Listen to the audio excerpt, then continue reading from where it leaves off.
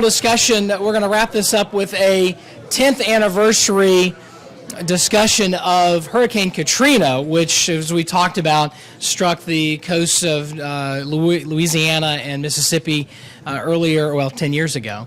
And Janice Dean had approached us with this idea, and she's been pretty fantastic in terms of pulling it all together and soliciting folks for the panel. We're really excited about doing this. And as we mentioned, for the first time in, I think, AMS history, we're live streaming a session from an AMS conference. So do I have a thumbs up that it's working? Be a nice thing to know. But if you have any questions for folks on the live stream, if you have any questions, you can tweet us. We're both using a hashtag, excellent, AMS15 and then Katrina10 for the 10th anniversary of Katrina. To introduce the panel and to get us started, Janice Dean from Fox News. Janice, thank you. Thank you. Thank you for all being very patient. I know it's been a long day, and I appreciate you hanging with us, and of course to all of us, everyone who is joining us on our live stream via AMS website, welcome, thank you. This is a maiden voyage. We've never done this before, so let's hope all goes well.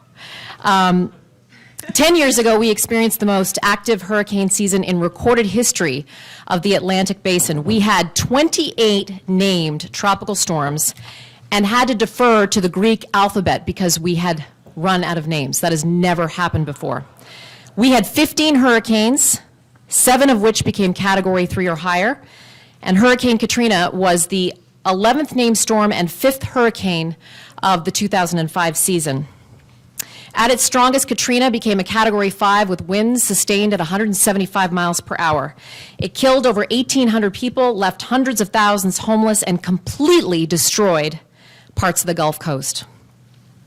It was that storm that tested the levees and flood walls that were there to protect the city of New Orleans. Over 50 of them failed as a record-setting storm surge crashed into the coastline. Today, we have brought together leading experts who have studied the storm, the events leading up to it, and ultimately, how we can learn from it going forward. My team of panelists today include Dr. Mary Elena Bartesaghi. She is the Associate Professor at the University of South Florida. We have Robert Ricks, the lead forecaster for the National Weather Service in Baton Rouge and New Orleans, and Robert drove all the way from New Orleans yesterday and got here this morning. God bless him. And he is a total rock star for a lot of us forecasters, and if you don't know why, you will soon learn why.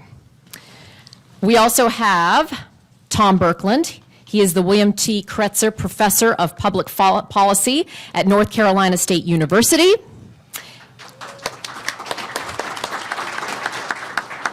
And Bill Reed. A lot of you, I'm sure, know who Bill is. He's the former director of the National Hurricane Center and now the tropical expert for KPRC TV in Houston. Welcome to my panel. Thank you for being here. Our panelists are going to do their presentation, and hopefully we'll have time for question and answer, because I'm sure a lot of you will have some great questions. So we're going to start off our discussion with Bill Reed. Bill.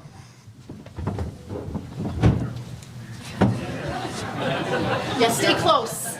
Stay close. I moved the chair just a little bit. Where's the talk? Who's working the talks here? There we go. Okay. Bingo. Thanks, Nate. I'm going to start with a little trip down memory lane to remind everybody just what the storm was. This wasn't one of the ones you follow all the way as it develops from the coast of Africa on into the Caribbean and then eventually affecting the U.S. It formed out in the Bahamas and then, of course, moved into the Gulf of Mexico, intensified rapidly, and made its inevitable landfall over in the southeast Louisiana, Mississippi coast. I was on my way to the Hurricane Center right as it made landfall there. I wasn't a staff member then. I was part of the hurricane liaison team. And my job was to mostly handle the briefings for county level, parish level, emergency management contacts, and the media to take that off the back of the forecaster, because you needed the forecaster's total attention on what he was getting ready to put out for the storm. So again, it came across the Bahamas and immediately became a hurricane right at landfall, moved southwest out into the eastern Gulf of Mexico, intensifying the whole way, even while it was over land, went through a period of very rapid intensification where it reached Category 5, accelerated northward and weakened somewhat, but the energy was still there, and of course we all know what the impacts were. This is the radar loop from the Miami radar. The eye of Katrina went right over the National Hurricane Center at that night, and there was probably a moment there when there was nobody manning the desks, and as typical meteorologists, they were all outside saying, wow.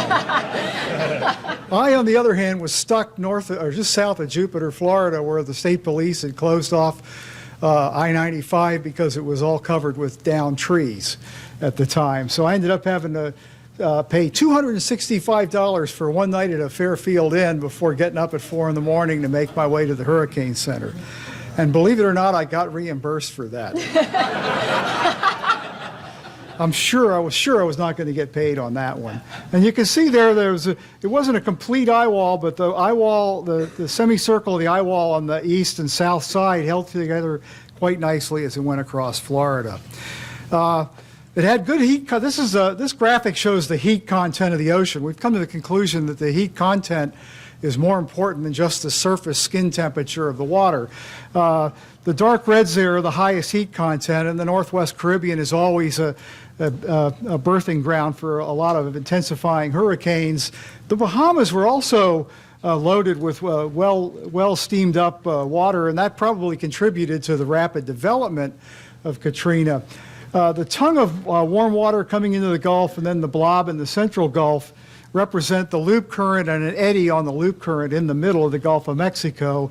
And Katrina managed to cross those two features, and all the while it was intensifying, based in a good part on the fuel there and an otherwise pristine environment. There were none of the synoptic things you look for as negatives. Dry air, cooler water, or wind shear were present. It was actually a setup that just couldn't miss as far as the big hurricane, and as such, the anticipation was that it was going to be a strong hurricane.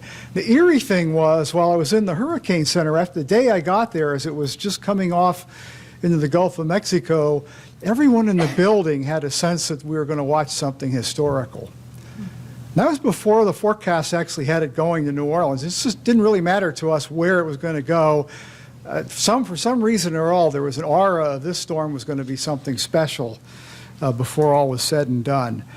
This is a radar loop of the landfall in Louisiana, and Ken and Robert are probably cringing now because they've seen that way too many times, but it's a huge area of hurricane force winds, well over 100 miles, and that came inland there with a somewhat reforming eye wall. It had lost some of its continuity as it came over the colder shelf waters and perhaps even some dry air in it. But I want you to notice the east-facing portion of Louisiana and the south coast of Mississippi, band after band of rain coming in there, and of course the strong winds that went with that, forcing the water up into those two areas. And it was no surprise to the Hurricane Center the amount of storm surge we got. In fact, it was fairly well forecasted given the skill at the time in storm surge forecasting, the amount that occurred.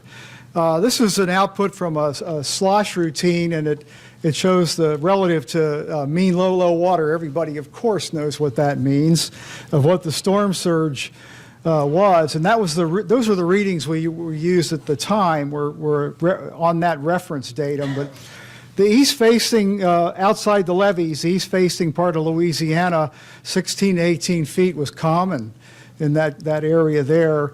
And on the coastline of Mississippi, 20 to almost 30 feet was common in there. It pushed, as you can see, it pushed well inland from the immediate barrier island there in Mississippi. Because of what happened in New Orleans, I don't think you hear as much about what happened in Mississippi in there. But even if we never even had the disaster of the levees that happened in Louisiana, we would still be talking about several hundred deaths and record storm surge measured on land from this storm just in the Mississippi environment. This was the flooding from the levee failures in Louisiana and New Orleans. in there, and some of those depths obviously were over housetops in there, and it shows a lot of there were a lot of failures in the protection system that went on in that. So it was a human failure that contributed to the worst part of the disaster, not so much the hurricane, which was a causative event that led to the failures. There were communication issues, and it's interesting that Ken showed the slide he did. It was the same thing I was thinking about here. What kind of communication, since I was involved in the communication process through the whole time there, from the Hurricane Center, we're dealing at a higher level. We start at the federal level, the top levels of FEMA and the various departments of the federal government that are involved in the disaster, all the way up to the White House. And that was a picture of Max Mayfield briefing President Bush, who was out at the Crawford Ranch. This was the end of August, and he was on his summer vacation out there, and it's just a miniature version of what the Situation Room would have looked like had we been doing the briefing to there. We actually have a booth type arrangement within the Hurricane Center and a FEMA employee as liaison, and we do direct briefings to the Situation Room. They're on every time we do a briefing on anything involving the tropics. The more the threat is to the U.S., the higher up the level of officials go that get involved in that. We also deal with, at the state level, pretty much, the governor's offices of emergency management and the governors themselves. When you get down to the parish and city level, that's where Ken's team takes over, because they know the individual local effects. It's impossible for one guy working at the Hurricane Center to know the various conditions that affect 2,000 counties along the coastal United States, as well as the countries in the Caribbean. You need somebody with that local expertise. I think we had some failures of communication with Washington on just how bad it was going to be, judging from their initial response as to what happened there, not thinking it was all that bad. I'm not sure why, because you look back at what we said, it seemed like we were saying all the right things. Elected officials to the public, there was the infamous great job brownie moment with President Bush and then FEMA Director Brown. And then the president looking rather somber with Mayor Nagin and the governor of Louisiana. And the communications leading up to the evacuation were very inconsistent. Sometimes you feel people were getting it, sometimes you don't. Mainly in Louisiana. As far as Mississippi and Alabama went, the timeline and the decision made for evacuation were textbook. And the response to the evacuation orders was far better than what people anticipated. There was 85 to 90% response to the evacuation.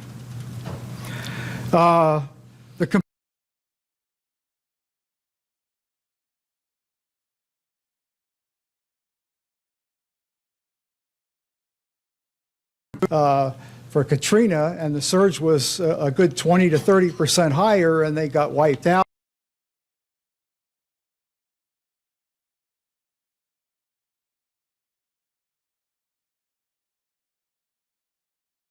Could have done damage here, but you really need to say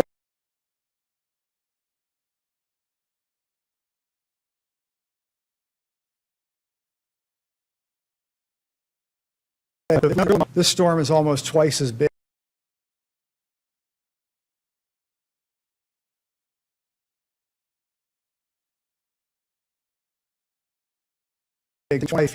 In Camille.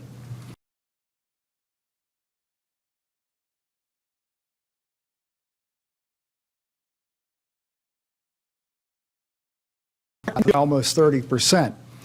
And that's what the cone,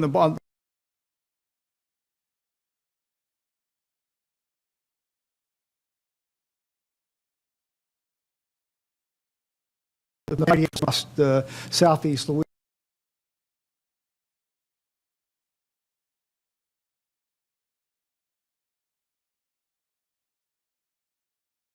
Might be susceptible to evacuation because our disaster will go well. And this is if we are coordinated, if there is good communication, and if there is good cooperation. Okay, now these are quite abstract terms. of course, we should be coordinated, well communicate with each other, and cooperate. And if we do this, all will go well. Now, I am here to trouble that. Because can you tell me what good coordination, good communication, and good cooperation looks like? And I am also here to say that Katrina actually was called a failure of communication, cooperation, but it was no such thing. First responders, as we will see in the extracts that I present, did not fail in their cooperation.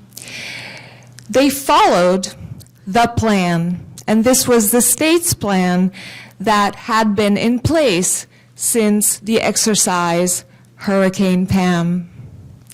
So, not to spoil the ending of this presentation, but we should therefore be a little wary of plans that tell you what to do ahead of the fact.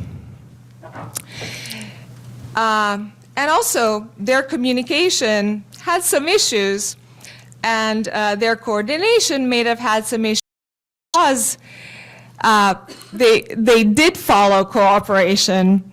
They did their job, and to post facto say it was a failure of cooperation was in fact quite unfair. The question becomes, what did cooperation mean to them in the moment as they were trying to make sense of what was going on?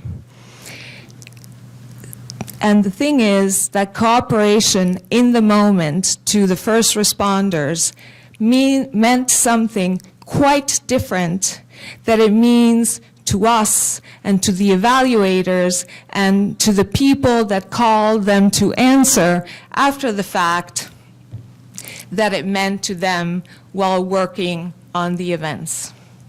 I suppose it goes like this. Okay, now this is the worst slide that you could ever get because it is full of text, but here we go. This is an extract, moderated, and I will read it, by Colonel Jeff Smith. Actually, there's another one. Oh, it's out of order. Never mind. By Colonel Jeff Smith, Mayor of New Orleans, is present, and so is SC, which is TAD of St. Charles Parish. In question is the timing of evacuation. The terms in red, forget the transcription notation. I am a discourse analyst, and so we mark certain things as relevant. The terms in red point to something to do with coordination.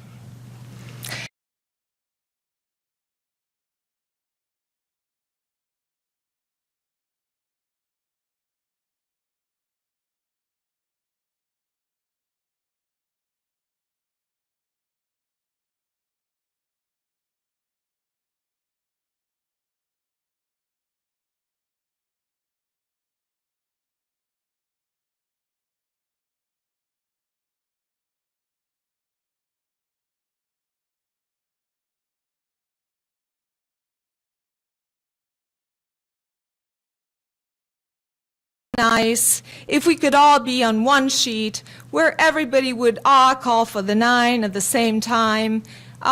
Is there some way that y'all may reconsider that, Tad? We could do that. We could just, we're just going to issue the order, and we can do it for 9 just for the sake of coordination. But you know, we are hours out on the plan, so we're already well inside that phase 1, and we're actually 2 hours from stage 2 right as we speak. Tad, we appreciate that. We just think that it's so important that our citizens hear a unified voice on these things, and it sounds like we do have consistency, so we certainly appreciate your willingness to go with the 9 time frame. So what happens here? There is a problem. Somebody is calling for an earlier evacuation. And what does Jeff Smith do? He calls for a version of coordination, and that version of coordination is toe the line. You do not want to be different than everyone else. We need to speak with one voice, which is a form of communication that does not allow for dissent. You want to be with every single other person, as we agreed by the plan. And what is interesting is that Tad says, we can do it for 9 just for the sake of coordination, not because he believes in it, but because he has to.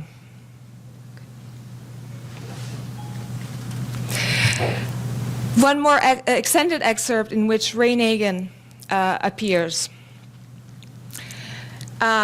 Mayor, this is Colonel Smith. I think that we wanted to accomplish for this particular call, again, is to be unified. That we were starting essentially the phase 1 evacuation at 9 o'clock today. We know that we have several hours to coordinate between you and President Broussard and the other parishes on the precise triggering of 2.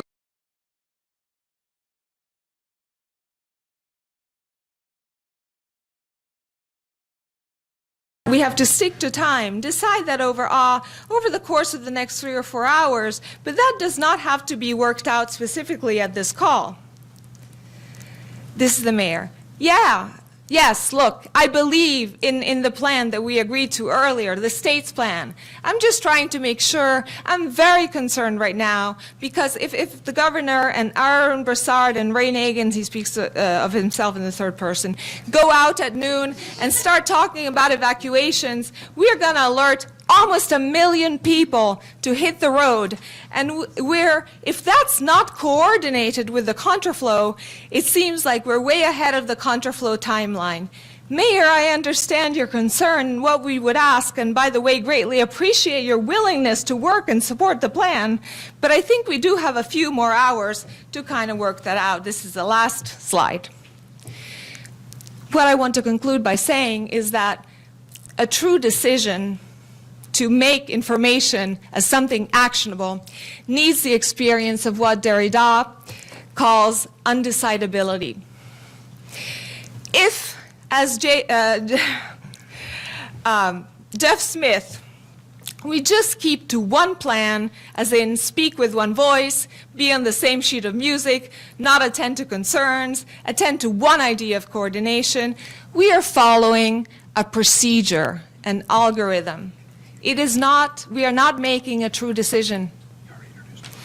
Undecidability consists of acknowledging the fact that other aspects of the present situation, for instance, the hurricane approaching, what the National Weather Service is saying, the possibility for alternative courses of action, if they allow them a voice, might be inviting us to be flexible and creative. Thank you.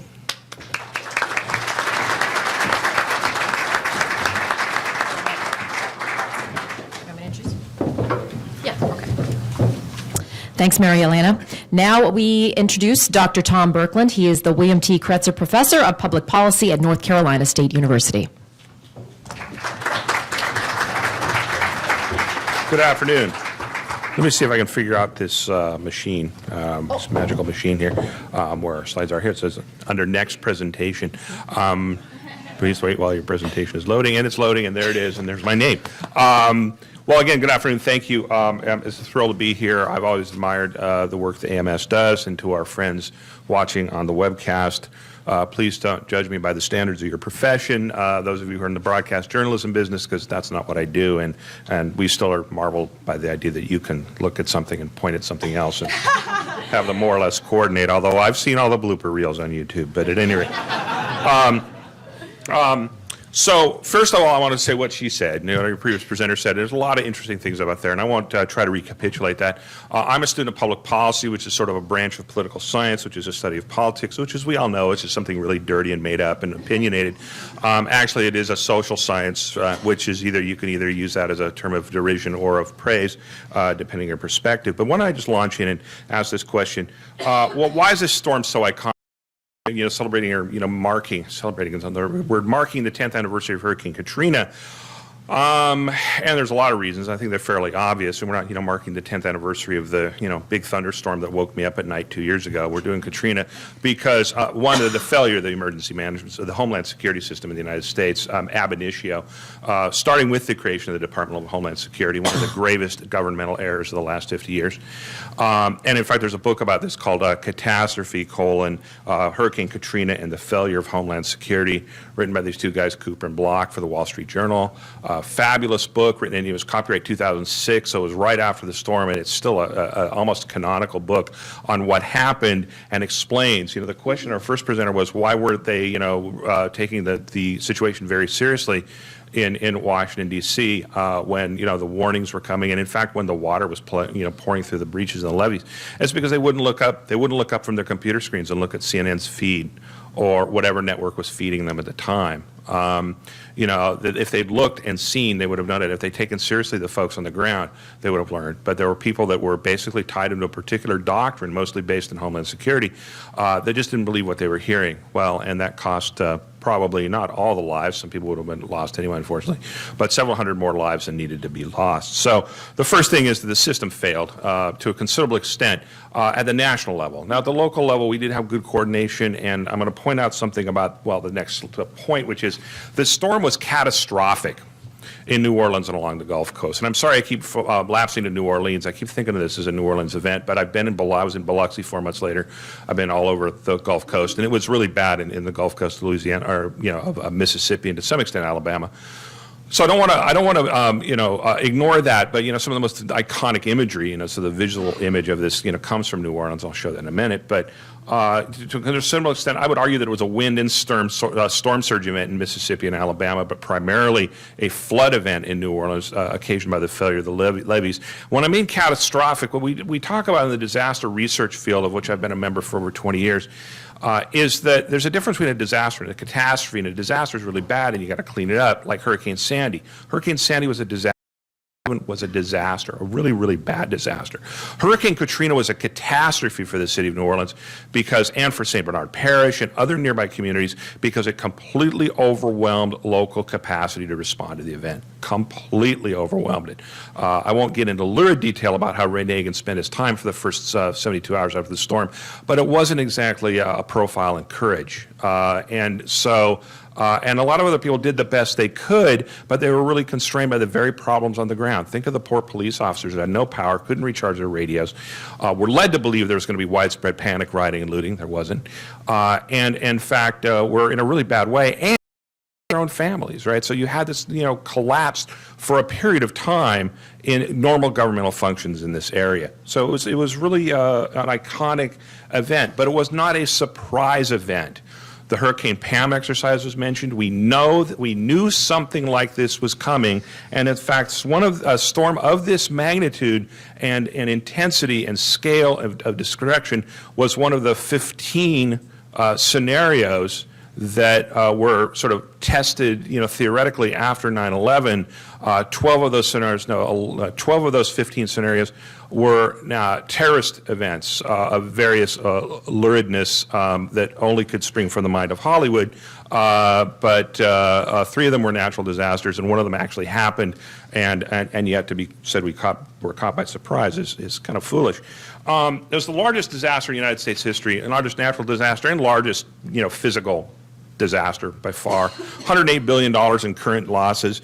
It's a lot of error around how that number is counted, but $108 billion seems like a pretty good number considering the scope and scale. About twice that of the damages 9/11. Now, of course, we could look at downstream economic damage, far more than the economic damage done by Hurricane Katrina, which both Governors Cuomo and Christie claimed were catastrophic. Was a catastrophic storm for those states, and that is in fact untrue. It was not a catastrophic storm at the state or even at the large level. I mean, for, Seaside Heights, New Jersey was probably catastrophic, but certainly not for New York City, for example.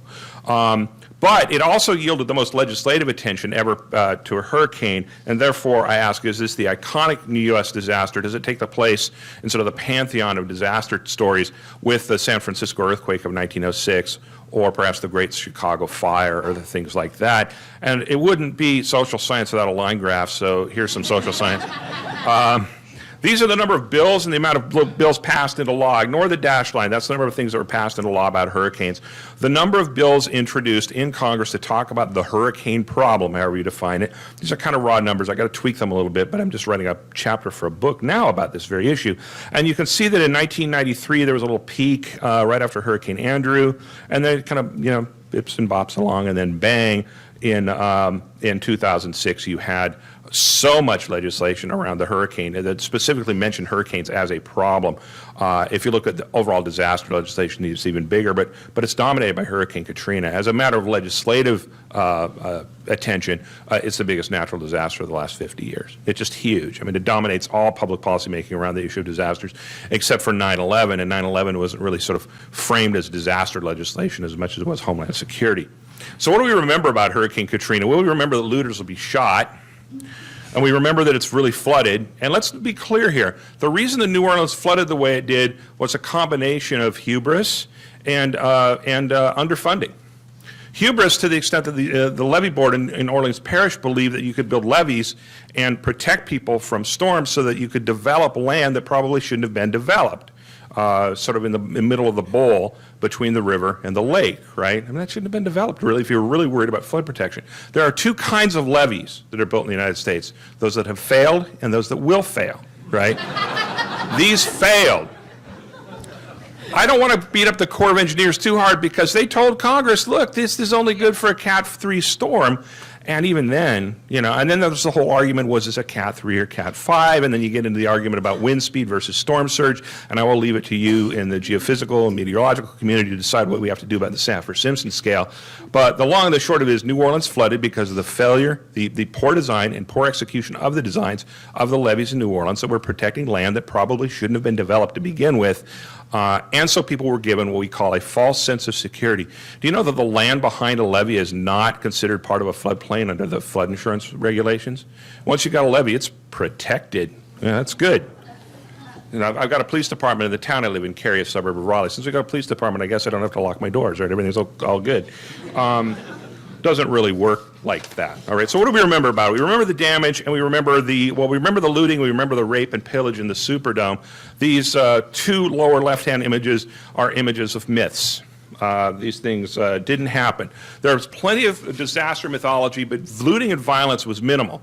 Looting, one, occurred basically if you were African American. If you're white, the picture was you of scavenging the wreckage for essential goods. We have plenty of evidence of this, right? And that's something that we have to be sensitive to when we write, cut lines or photos. Is look, people are doing something. Maybe it's looting if it's a TV, but if it's bottled water and batteries, I'm not so sure. Bottled water and batteries are unavailable to be looted here in North Carolina, by the way, after a prediction of snow, because the stores have already been denuded of them 72 hours before the quarter-inch of snow that closed the school for a week. I grew up in Anchorage, so I'm touchy about that. Gotta say, it's like the kids gotta go to school someday, right? The amount of disorder in New Orleans was no greater than the amount of disorder in other cities that were had serious government shutdown. In fact, a very famous disaster sociologist, Henry Quarantelli, listed basically the conditions under which you see a lot of civil disorder in disasters. It's very rare, but when you see it, it's usually when there's no hope that the government is going to, restore governmental services, not order. Here's how the typical story, and those of you in broadcast journalism, help us out here in the future. This is how the typical story of a disaster happens. A disaster happened in this place, and the governor sent in the National Guard to prevent looting. 3 days later, having prevented looting, the National Guard is leaving the town. There was no looting to prevent. There was no criminality. Criminality goes down, pro-social behavior goes up, community solidarity goes up, and we have about 75 years worth of data to suggest that happened. So there was a lot of mythology around Katrina that was propagated by, reporters that don't, work a disaster beat and didn't really know the literature. What happened is there were all these myths, and that diverted search and rescue assets away from search and rescue and back into law enforcement, which probably cost, I wrote several dozen lives, but I've seen numbers of lives, an excess number of dead people of 300 people by diverting from rescuing people from buildings and things like that because of a belief, unsubstantiated, that people were shooting at and hitting aircraft. As we mentioned, the primarily successful evacuation was really good. The only the problem with the evacuation, one can argue, and I've seen the data from the engineers, is that people started evacuating a little later. You know, evacuation sort of follows an S curve, right? And there's a period of time before the storm where you want the evacuation to happen, particularly before the winds. I think it's 35 miles an hour, or knots, if you like that. Somewhere in there. I don't know what that is in meters per second, but anyway. Do kilometers for you, but it's not worth it. You know, high-profile vehicles, right? You know, you don't want them out on the Pontchartrain Causeway, you know, at a certain point. So we need to move the S-curve to the left on the time scale. But generally, the evacuation went really well, even though NPR right after the storm said, you know, it was really failed.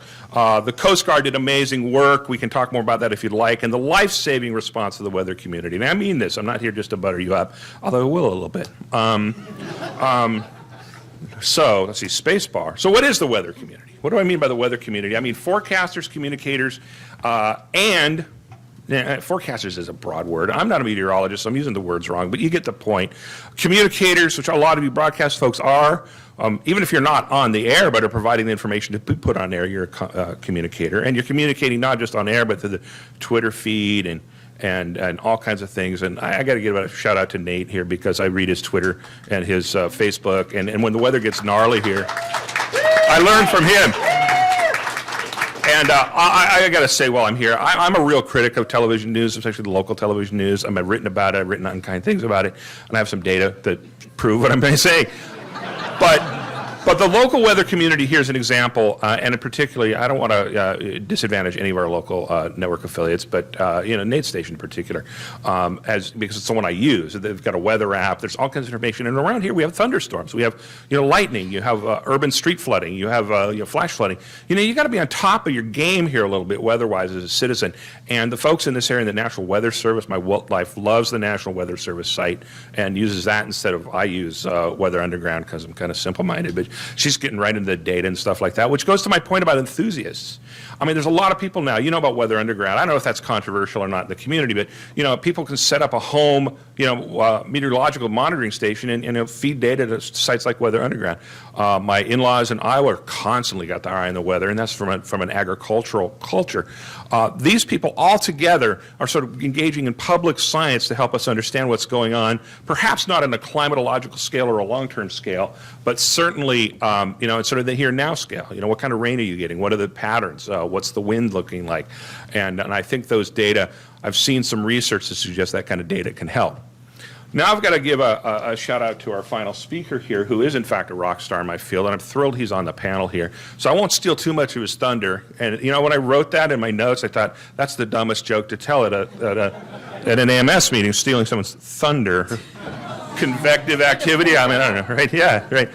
All I'll do is highlight the thing that happened. The difference between this warning and other warnings was the starkness and clarity of the message. And I'll just highlight the stuff I put in bold. Water shortages, and I just highlighted shortages because all kinds of shortages. Shortages will make human suffering incredible by modern standards. This I call, my friends and I call this the get the hell out of town weather warning, right? And it was really, I think, very effective as one of the inputs to explain, at least to people, if not senior officials of the federal government, that we mean it this time, guys. It's serious, and you got to pay attention, and you got to do the right thing. And I have family, by the way. I have in-laws in New Orleans, and they got out of town. People say, oh, we're going to have cry wolf syndrome. People aren't going to leave. You know, they sit on the road for hours. There's a fellow named Brian Wolshon, who I'll quote here in a minute, at LSU, an engineer, who wrote about how successful this evacuation really was, even though people had started to get evacuation fatigue from a couple other storms. It was really successful, and a large part of that is because of the input of this community. In fact, I cite that. There's an NPR story from like September 26th of 2005 I listened to that said that the evacuation plans fell apart, and that's just not at all true. Not at all true. Not one scintilla of truth to that. In fact, the plans worked as well or better than expected, but there were still people that didn't evacuate New Orleans. This is not at all surprising. And those are low mobility groups, people that are disabled, people are old, people out of cars, things like that. So that did happen. So people did respond. In the broader journalistic meteorological community, the Times-Picayune went online as fast as they could. Many of you know the story with the United Broadcasters Group that sort of came together in an ad hoc way during the storm to share news. And I thought this was going to be a feel-good story. I actually did some reading up on it, and it turns out there were some cultural differences between Entercom and Clear Channel, and there was some, bickering here and there. But, from the perspective of the people who were listening, I don't think they knew that. And my in-laws talk about how my brother and sister-in-law talked about how it was great that you could tune the radio and get information. You didn't have to know what frequency to go to. Just dial it until you get it. And that was really important. So they were vital to community cohesion and recovery. It was really important, and these folks did a great job. You folks, collectively, and your profession did a great job. What can we do to in big storms? Encourage people to be attentive to messages. Encourage people to be attentive to radio, TV, the internet. I love the apps on phones. I love the new warnings that make your phone beep. Happened once in a flash flood warning. Everybody's phone beeped except mine. I'm like, why isn't my phone beeping? What am I doing? I left it in the car while I was in the coffee shop. But other people's phones beeped, and that works. That's how disaster communication works. It starts with a warning and travels by word of mouth, so it's incredibly effective. NOAA weather radio, we need more people, especially in severe weather areas like Tornado Alley, like in hurricane areas, to really have a proper NOAA weather radio that turns on when there's a warning. And I think that's starting to penetrate the market. We need to explain the relationship between weather and expected damage in our warnings, damage to property and damage to people and communities. And I think that warning in 2005 is an example. Where appropriate, we need to explain the relationships between human activity and disaster losses. I don't think we do this much anymore, but we still have to disabuse people of the notion that disasters are acts of God. There is no disaster that is an act of God. Any disaster, by definition, is the confluence of a physical force and a decision on the part of a society to locate in a particular area with a particular set of hazards. The example I always use with my students is if you get a magnitude 7 out in the Aleutian Islands, all it does is give some otters an exciting ride. But if you get a magnitude 7 earthquake in Azerbaijan, people are going to die because the buildings aren't built very well. Similar concepts apply as well in meteorological events. Finally, I would encourage gently the broadcast community to avoid unnecessary hype. There's one weather network that claims to be a channel that names winter storms as a marketing exercise, and it would be less risible if the names weren't so silly. But it is risible, and I think most people, most sort of weather enthusiasts, weather sort of pay attentioners, shall you say, really aren't down with that. But there's a cool, I like the blog called The Vane. I think he's actually taken that apart a few times. Dennis Mercalli, I think he's a weather enthusiast, I think, but he's taken that down. I'm not a big fan of naming winter storms. I think it doesn't help that much. Nor does doing stand-up some storms. I know your producers want it. And so you take the junior person. We have research, by the way, that shows that women, minorities, and junior people are way more likely to stand out there with the yellow slicker with the station logo. Right? You get your network logo, you got your station thing, and it's blowing like hell out here, Bill. Well, yeah. I mean, you look at this map, and the isobars are this close together. It's like, yeah. Okay, then, we got independent confirmation.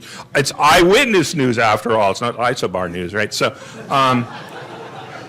That may model bad behavior. I haven't done the study, I haven't done it, but, just keeping people constantly informed. And I got to say that the advances in technology, the advances in things you've done, and the things we've learned from Katrina, I think have really helped a lot. Now, does it sound like I'm kind of cheerleading? Yeah, but I think y'all are doing a pretty good job. Is there room for improvement? Absolutely. You all know better than I do what that is.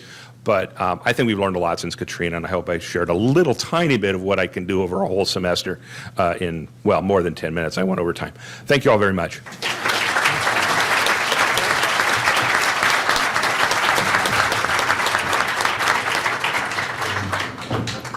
And now I'd like to present our rock star. Robert Ricks is the lead forecaster for the National Weather Service in Baton Rouge and New Orleans. If I could, just very briefly, I was on the air during Katrina. I went on the air, I believe it was August 28th, when the storm was a Category 5. And every forecaster got this bulletin that Robert Ricks had written. And it was, people call it the Doomsday Statement, because it really was. It was basically, if you don't leave, you're taking your lives into your own hands. And we all read that, and I actually went on air and read his statement because there was nothing else I could do except read that statement to make sure people knew how serious that was. And I'm so happy to introduce this man here today. Thank you.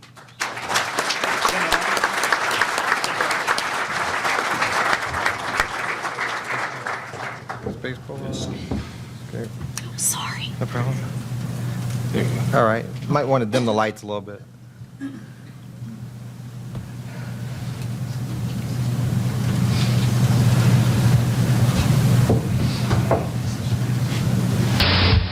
Urgent weather message. National Weather Service, New Orleans, Louisiana. Devastating damage expected. Hurricane Katrina, a most powerful hurricane with unprecedented strength, rivaling the intensity of Hurricane Camille of 1969. Most of the area will be uninhabitable for weeks, perhaps longer. At least one half of well-constructed homes will have roof and wall failure. All gabled roofs will fail, leaving those homes severely damaged or destroyed. A majority of industrial buildings will become non-functional. Partial to complete and roof failure is expected. All wood-framed, low-rising apartment buildings will be destroyed. Concrete block low-rise apartments will sustain major damage, including some wall and roof failure.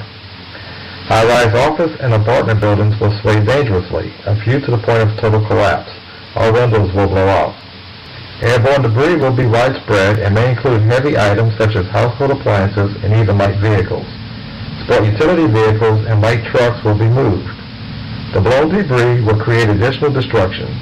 Persons, pets, and livestock exposed to the winds will face certain death if struck.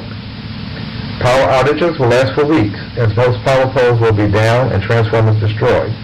Water shortages will make human suffering incredible by modern standards. The vast majority of native trees will be snapped or uprooted. Only the hardiest will remain standing, but will be totally defoliated. Few crops will remain. Livestock left exposed to the winds will be killed. An inland hurricane wind warning is issued when sustained winds near hurricane force or frequent gusts at or above hurricane force are certain within the next 12 to 24 hours. Once tropical storm and hurricane force winds onset, do not venture outside. And that is it. Thanks. Does anybody know what warning, what product that was issued?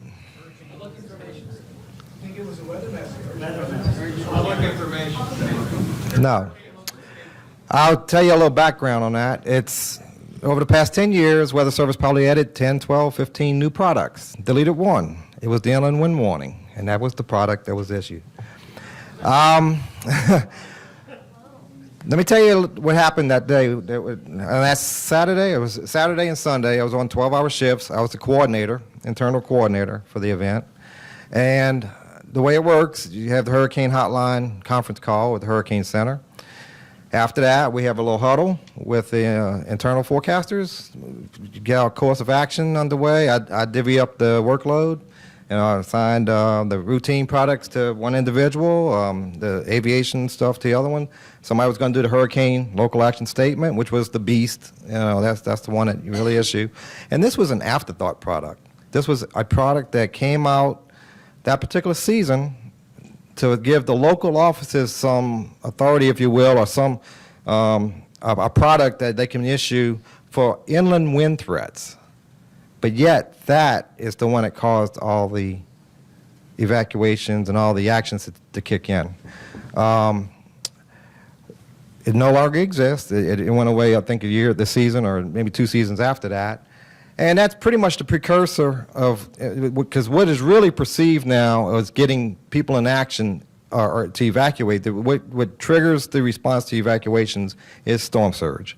And now, you know, this has evolved 10 years later into what Robbie Berg and their shop, Jamie Rome and them at the Hurricane Center, with all the efforts they've put into the storm surge warning and the storm surge inundation graphics that you're going to see this season. So, yes, it is storm surge that does it. However, in that particular fateful day when I issued that product, and I said it's an afterthought because that after I divvied up all the other work, as coordinator, I normally wouldn't issue products. But I said, you know, everybody's busy. Phones were ringing off the hook. I said, you know what, let me issue this little product. I'll do it. The software package I used to do it was what we call WAWA, Watch Warning and Advisory. It was a software package that we no longer use. Never used it before then. But I knew about the canned statements that were in there, and they were prepared by Tampa office several years prior. I fired it up, and part of that huddle we discussed, it was Category 5 coming out of the hurricane hotline briefing. The advisory that was going out at that time was a Category 5 hurricane. And it was just emerging off of Key West, and that's when that eye really exposed. It was huge. I was awestruck when I saw it. I never saw anything as big as that before. We took the posture in the office to treat it as a 4. It was forecasted to be landfall as a 3. I said, as a hedge, let's go with a 4. And I'm going to give you a bonus here. I'm going to read to you off my top of my head my AFD from that day in a minute. But what I'm getting at is a product that's no longer exists became what's now in the Smithsonian. It's in the George Bush Museum, Presidential Museum, and it became what we know today. But it's also the catalyst for getting where we are now with the storm surge products that hopefully will have the same impacts if needed. We hope we never have to use it again. My career is fulfilled if I never have to do this ever again. Trust me. I've been through Deepwater Horizon. I've been through, 10, 12 hurricanes in my career, in my 29-year career. So it's been a long time. And I'm done. I don't want to do it again.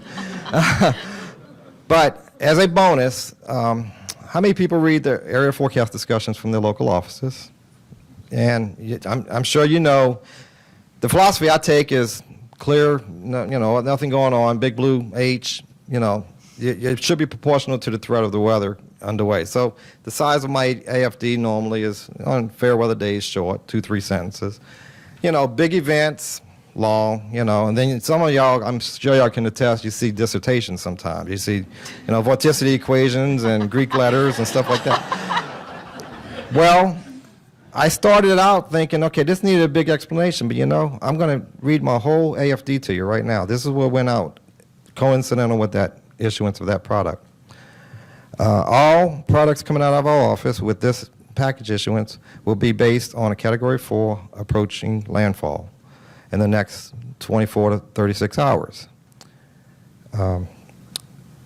Godspeed to all those in the path of this storm, 24/RR.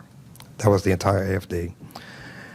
Did I need to say anything more? Everybody knew what was going to happen. I could have gone to a long dissertation, what model of choice and this, that. Did that really matter? I think succinctness was key. Having a little bit of stoicism going into this, being stoic, being matter of fact. And, somebody says, well, there's not a whole lot of uncertainty in there. There's certainty in there. Will fail. That's a high level of certainty, which is the opposite of uncertainty. And so when you go on with a Category 4 storm potential, which we haven't seen the likes of since probably 1915, that's when it's warranted. Hopefully it never has to be done again. And that's all I have.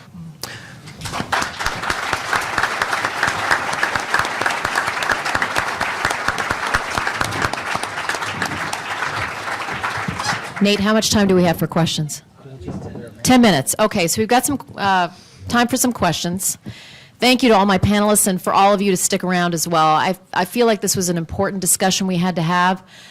We haven't had a Category 3 hit the U.S. in 10 years, and I think there's a lot of complacency out there. Millions of people have moved to the Gulf Coast and Florida since then. A lot of people haven't been through a hurricane, and I think it's important to remind people the scope of what can happen with the hurricane season. So if you have questions, we'd love to take them, and we are streaming on the AMS website, so speak loudly, and I'll also repeat your question. Okay. Thank you. Dr. Brooklyn? Yeah. Andrew Humphrey, WDIP Detroit. Thank you very much for your part of the presentation. And with regard to evacuation, one thing that you did mention was poverty or being poor. How much of an impact does poverty or being poor have a role to play when it comes to people's inability to evacuate? Will you repeat the question just for our listeners on the internet? Sure, and is this mic live? Okay. Yeah, the question was from a gentleman from WDIV in Detroit, is that right? And the question was, what role does poverty play in the ability to evacuate, more or less? And the answer is, it's a huge role. You know, a lot of times we as social scientists, we try to, you know, differentiate things by like educational level, race and ethnicity, you know, things like that. But oftentimes, a lot of these differences wash out when you add socioeconomic class, a topic that is sometimes not popular in this country to discuss, and it's more popular now than it was, say, 15 years ago. But it used to be that in the United States it was considered kind of, you know, gauche to talk about economic inequality. But I can say that we do know from the data, yes, that economic inequality hurts evacuation because it does all kinds of things. It inhibits people's ability to get information because they may not have the same sort of, you know, products available to them like phones, you know, like television, radio. They might not have as much, you know, gadgetry around that disseminates information. They may not have the means by which to move, and that's the real big thing. A lot of these folks didn't have automobiles. And didn't have other people in their families that had automobiles. And since the bus evacuation plans didn't really work that well, the automobile was the primary mode of evacuation for a lot of families in the area. And so a lack of access to that hurt. One thing that did help was social cohesion in some of these communities with the churches and things like that. So actually, while on the one hand, poverty is a strong predictor of inability to evacuate, being part of a neighborhood that, you know, like if you belong to a parish church or something like that, where people can organize carpools and the like helped. And so that's what we call emergent organization, and that was helpful, but certainly didn't overcome the disadvantages. So I'll just leave with one last comment. I saw a study, and I can't cite it, I can't find it, I don't know if it's real, but I remember it once. But I mean, I don't know what their data are, but they said the average white New Orleanian evacuated 150 miles away from New Orleans, and the average African American evacuated 500. Wow. And that tells you something about social class. Yeah. Mm-hmm. Cheryl. Hi, Cheryl Nelson with Storm Pins. Regarding preparedness in New Orleans, Louisiana, Mississippi, whole Gulf Coast area, do you feel that after Katrina, people are now more prepared? Are they caring more? Or do you think it's only lasted maybe 3 years, and now that it's been so long, they're not prepared? Or do they think it's already happened once, it's not going to happen again in my lifetime? Have you talked to some people in that area? Have any idea of what they're thinking? Well, being from that area, I guess I'm probably best suited to answer that. I would say, yes, people, it's still fresh on their minds. Plus, we've also had Isaac. We've had Gustav. You know, these have been very recent events. And Isaac was quite impactful to the area. So I would think the response would be hopefully appropriate. I'm hoping that there's not a negative aspect of feedback from the risk reduction area that's now in place, a false sense of security. I have a whole lot of faith and confidence that it's going to hold up and work for, you know, the Cat 2s or less, Cat 3s perhaps. But if we ever get a big one again, then that system's going to be put to the test once again. Mm-hmm. But there's still a lot of vulnerability outside that system. So those folks, I think, who are in those vulnerable areas will respond in kind, I hope. Okay, go ahead. Don Paul, WIDD Buffalo. Why did the bus evacuation plan fail so badly? Why did the bus evacuation plan fail so badly? There weren't enough buses. There were a lot of single point of failure problems in these systems. In other words, the bus contractors might have a contract with several interests, but they didn't really reconcile them, especially with the elderly, the housing for the elderly, so, you know, senior living, assisted living, things like that. There was basically several nursing home or that kind of facility that would have a contract with one bus company, but it just didn't have near the capacity to handle it, mainly because they didn't expect that level of flooding, you know, citywide. You saw the inundation map. The New Orleans city transit system didn't have a lot of buses. Some of them broke down. In fact, some of them were immobilized by the storm waters themselves, much like the police vehicles themselves. So you just had a lot of assets that just weren't available because they were knocked out by the storm. Nate? I have a question from Twitter. What would it take to protect New Orleans against even the worst case scenario storm? Worst case scenario storm, what would it take? Billions and billions of dollars. I would say wholesale retreat from the city of New Orleans. I mean, if you're really talking about what the most extreme response to the most extreme event would be, it would be the wholesale abandonment of New Orleans. Now, we're not going to do that, right? So then the next answer is yes, billions and billions of dollars in you need to set an engineering standard based on best current knowledge at probably the 10,000 year level, similar to that of the Dutch, and you'd have to go nuts on it. The reason we don't do it real quickly is that a flood of this sort does not pose an existential damage to all of the United States at once, whereas it does to the Netherlands.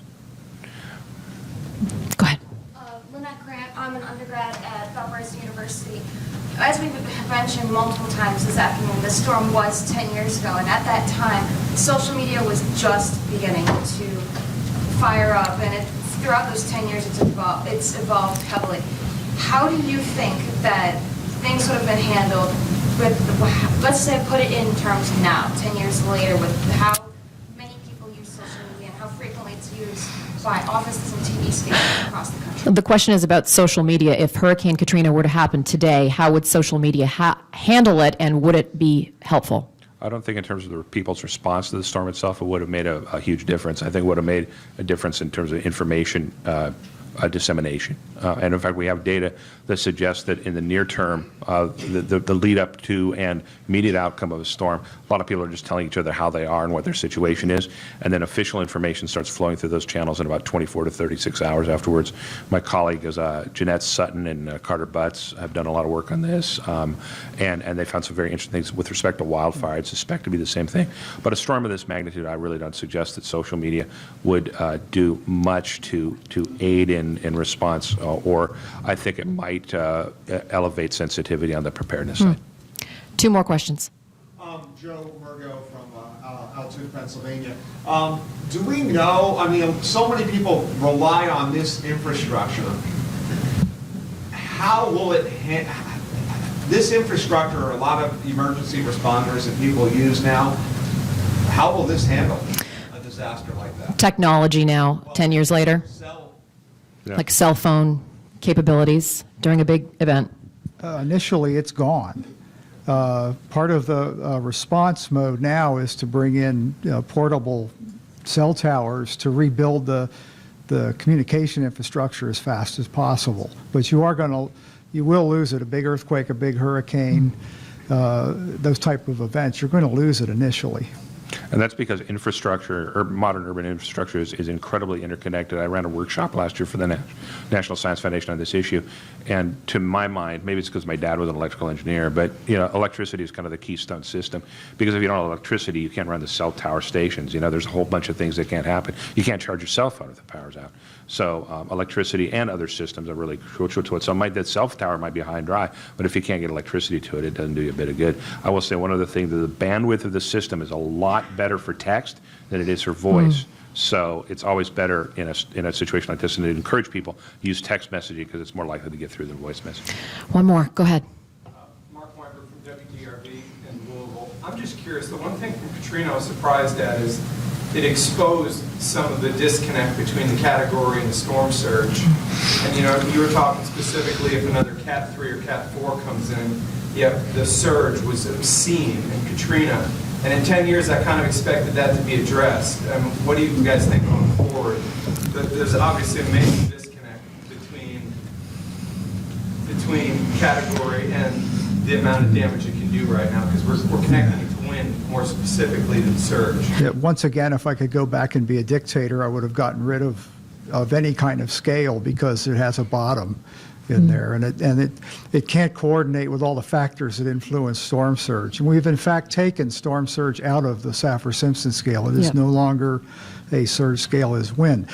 However, for the planning purposes and what they have at the communities along the coast, it's the maximum extent of surge is calibrated to a large.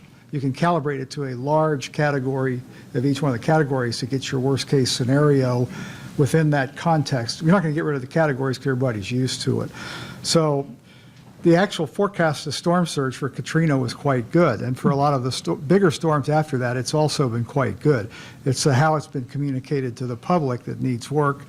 I think you're going to talk about that, was it tomorrow? Or On tomorrow's session, we're going to have a detailed explanation of how it works. But it's going into, good parts of it are going into play this year, and experimental parts are also underway. I think we'll have that problem, if not licked, as far as the education part, at least a pathway forward. One thing I'd like just to add to that, I've been studying this for about 20 years, especially on the media side. I think we latched on as a nation, and certainly in the journalistic and broadcast community, to the Saffir-Simpson scale, sort of an analog to the moment magnitude scale in earthquakes, right? Which itself is a really poor measure, by the way, of actual effects on people. We have something called the modified Mercalli index, which we use to talk about actual ground motion, like perceived ground motion, right? I grew up in Alaska, and everybody's like, oh, that had to be at least an M6, right?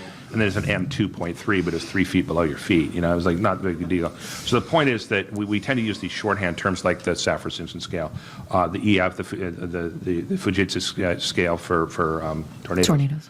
Et cetera. We tend to use those as shorthand to communicate to people relative seriousness, but for all the reasons we just described, we've got to rethink that. Thank you all for being here. Thank you to my panelists for coming today. I think this was an important discussion. Thank you.